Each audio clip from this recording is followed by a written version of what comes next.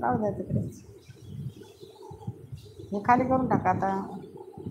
हे झाली ना मोटर दुरुस्त आता, काय टेन्शन नाही पाण्याचं.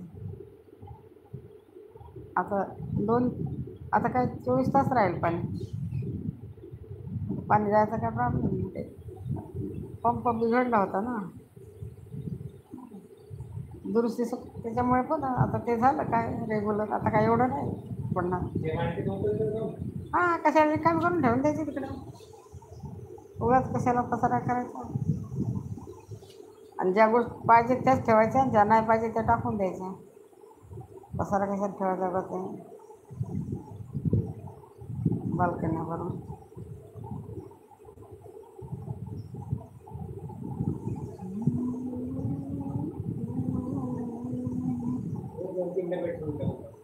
हां ते ठेवून द्या ना. दिपड्याला पाहिजे ना डबे कशाला ते. तोच बोला त्याला पाहिजे म्हणून. ते बिस्लरीचे कॅन काय करणार आहे त्याचं काय माहिती. मला बोलला होता तुला घे झाडं लावायला, म्हणून मी कुठे झाडं लावणार. कुंड्या ठेवायला जागाच नाही ना आता.